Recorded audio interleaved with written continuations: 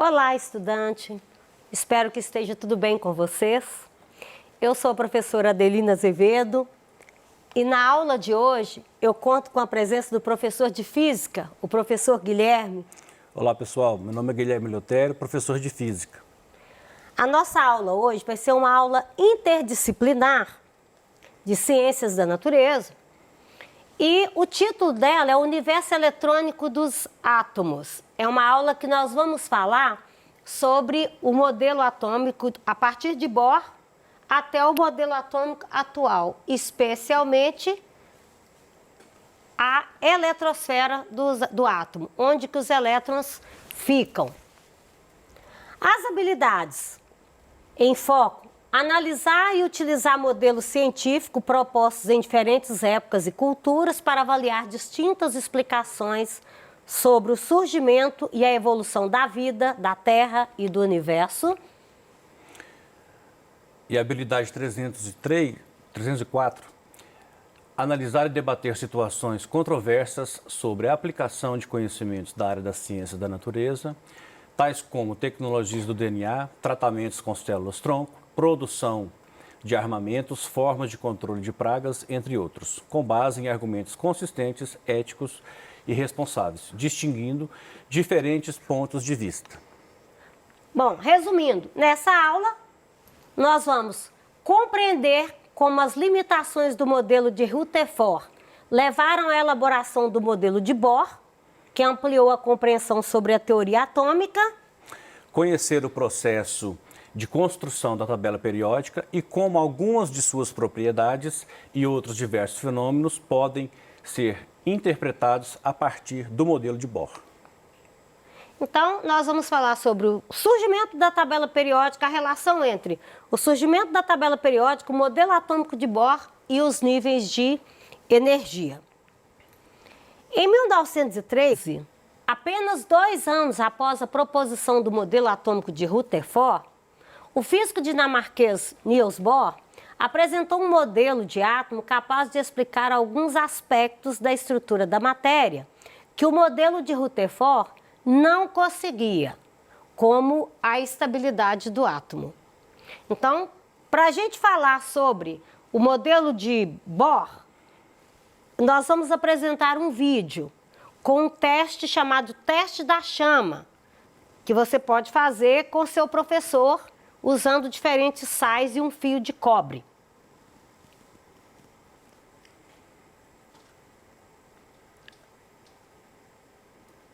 Então, a gente tem o vidro de relógio. Em cada um desses recipientes existe um tipo de sal diferente. Sulfato de lítio, de cobre, de sódio.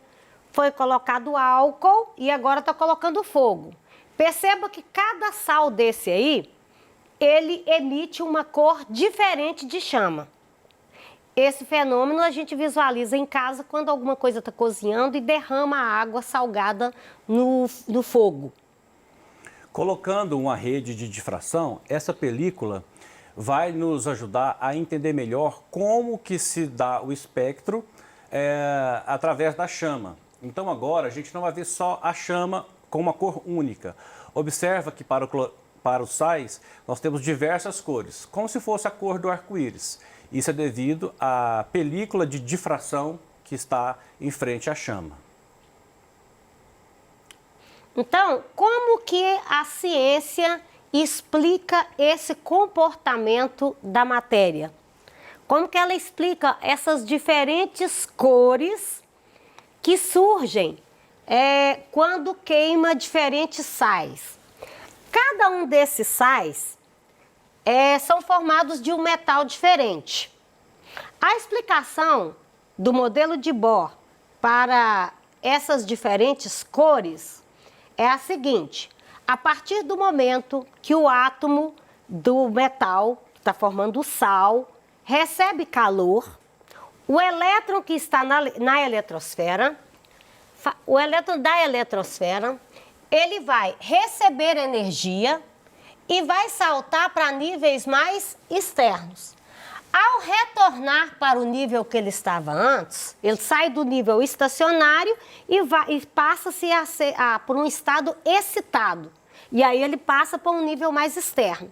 Ao retornar para o nível anterior, essa quantidade de energia que ele absorveu, ele libera essa energia na forma de luz, que a gente, no espectro eletromagnético, que o Guilherme vai explicar o que é, e a gente visualiza. Então, pessoal, é importante a gente entender o seguinte. Percebam que aqui nós temos um prisma, vai chegar uma luz sobre ele e essa luz ela vai dispersar, formando assim o espectro, né? Por exemplo, aqui embaixo, nós temos aqui a difração para um elemento de sódio. E aqui nós temos as linhas espectrais para átomo de hélio. O átomo de hélio. Obrigado, professora. Átomo de hélio. Isso mesmo. Então, é mais ou menos aquilo que nós vimos no vídeo. Nós vimos que com uma película de difração é possível observar essas cores. Então, quando o sal, a solução salgada cai, pega energia, está queimando, se a gente pegar a cor da chama e passar por um prisma, né, ele vai ter esse espectro aqui. Então, baseado, o modelo de Rutherford, ele explicava bem os núcleos, né? Mas ele não falava, e a eletrosfera, ele já falava em regiões no átomo. Agora, ele não falava bem em qual lugar que o elétron estaria na eletrosfera do átomo. É aí que vem o modelo atômico de Bohr, né? Os postulados de Bohr. Um elétron em um átomo move-se em órbita circular estável em torno do núcleo, sob influência da atração coulombiana entre o elétron e o núcleo. Esse movimento está de acordo com as leis da mecânica clássica. O segundo postulado, em vez de um número infinito de órbitas possíveis, como previsto pela mecânica clássica, o elétron só pode mover-se em órbitas determinadas que podem ser associadas a números inteiros. Essas órbitas privilegiadas são chamadas de estados estacionários. Postulado 3. Um elétron que se move em um dos estados estacionários não emite radiação eletromagnética, apesar de estar constantemente acelerado. Sua energia total, portanto, permanece constante. Postulado 4. Quando um elétron decai de uma órbita ou estado estacionário de energia EI para uma outra energia EF, menor do que a EI, emite radiação eletromagnética na forma de luz, como a professora Adelina já mencionou. Essa radiação emitida tem frequência característica dada por F igual energia inicial menos energia final, dividido por H, onde esse H é conhecida como a constante de Planck. E a unidade de medida, eletrovolt. Eletrovolt. Aqui, pessoal, nós temos um esboço para explicar fisicamente o que acontece durante o processo de ionização, né, de transferência de energia, quando um elétron está no estado 1, ele vai para o estado excitado ao receber energia, pessoal. Quando ele retorna, ele emite radiação em forma de luz.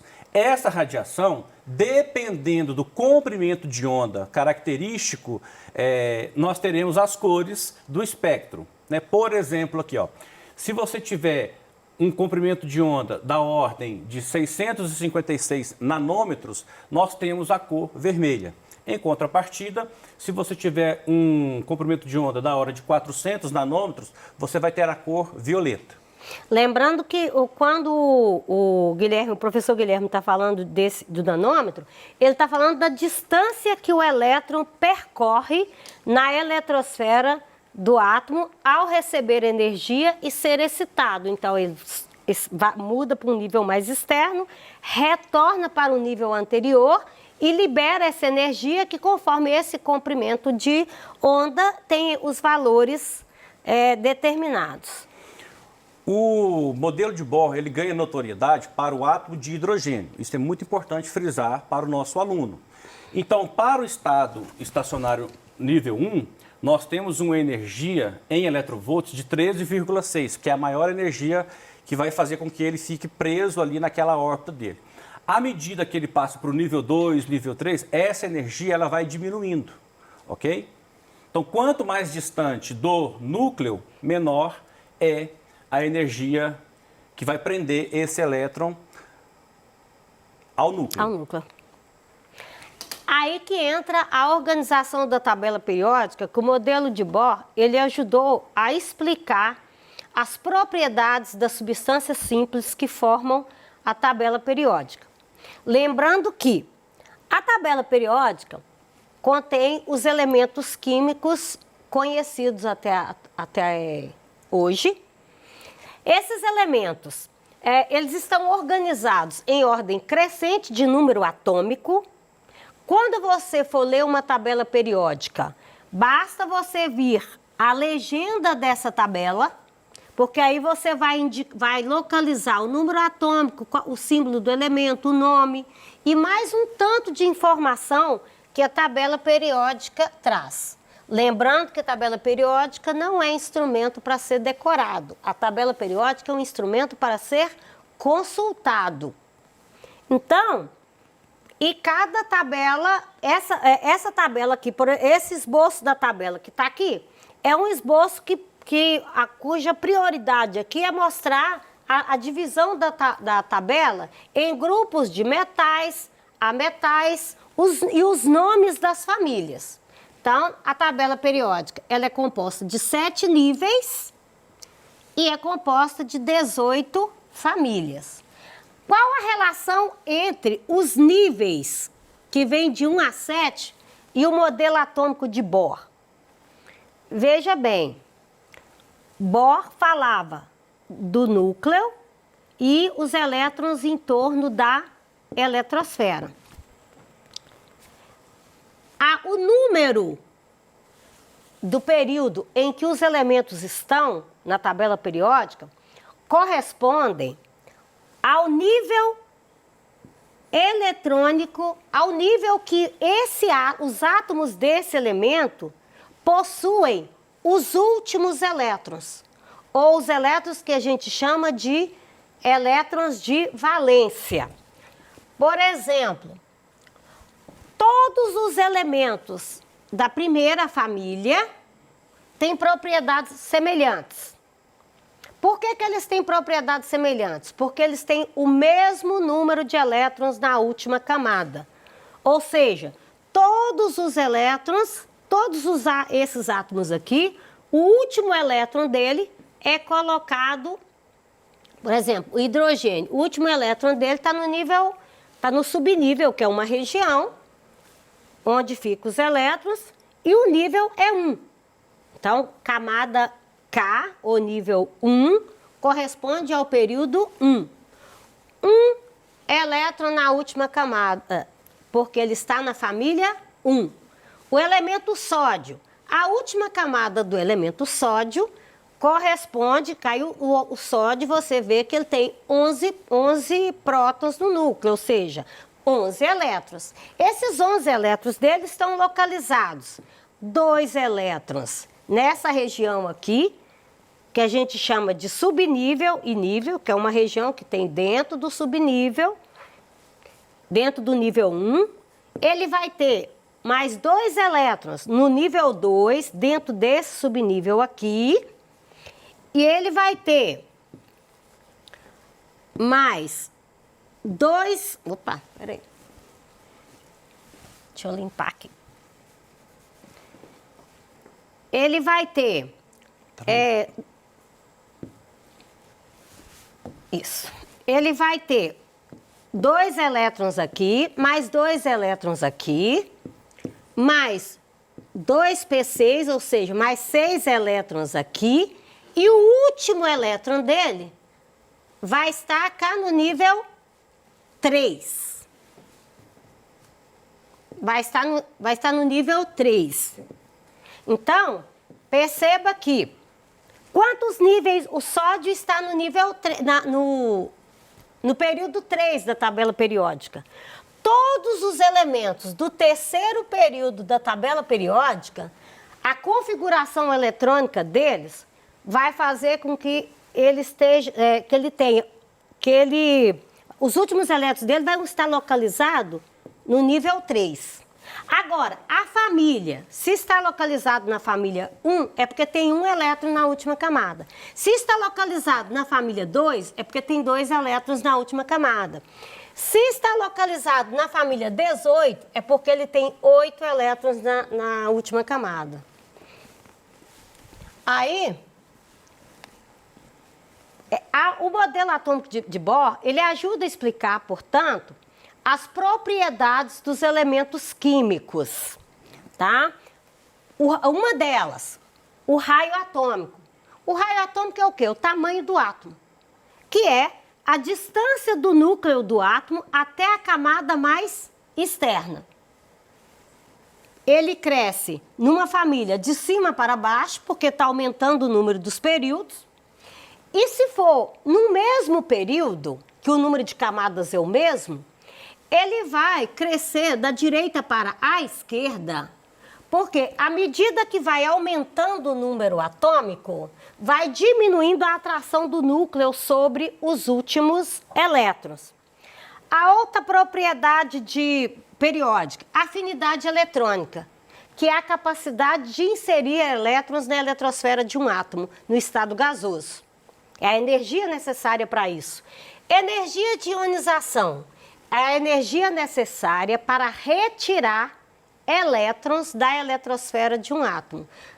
Quanto mais externo o elétron estiver, menor vai ser a energia de ionização. Eletronegatividade é outra propriedade periódica também explicada pelo modelo de Bohr, que é a atração que um átomo exerce sobre a ligação, os elétrons de uma ligação, quando estão formando uma substância. Então vamos agora falar do modelo atômico atual do átomo, né? Então, em 1924, o Louis de Broglie, ele propõe que os elétrons e outras partículas deveriam também apresentar um comportamento ondulatório, né? Já se sabia até então do comportamento dual da matéria, para a luz principalmente, né, professora Adelina? Essa hipótese foi confirmada em 1927 pela observação da difração dos elétrons, que nós vimos até no nosso vídeo, né, pela película de difração, e essa observação foi feita por Davidson, Germer e Thomson. E de acordo com esse modelo atômico atual, não é possível determinar então, pessoal, a posição exata dos elétrons em torno do núcleo. Fala-se apenas em regiões mais prováveis onde os elétrons podem ser encontrados. Essas regiões são chamadas de orbitais. Então nós podemos classificar, professora, que os orbitais é a região onde a probabilidade de encontrar os elétrons ela é máxima. E no caso não dá nem para localizar o elétron, porque se for emitir luz ele vai partir para a camada mais externa. Mas aí hoje, o desenvolvimento tecnológico do século XX tornaram a realidade atômica observável. Microscópico de tunilamento, que usa uma ponta com a espessura de um átomo para sentir a superfície da amostra, permitem, por exemplo, a construção de imagens individuais como essa que nós pegamos aqui. Portanto, aqui a gente tem as principais referências, onde nós consultamos para fazer a elaboração dessa aula. Eu agradeço a participação de cada um de vocês. Conte com a ajuda dos seus professores e muito obrigada, professor Guilherme. Obrigado, professora, e até mais. E até mais.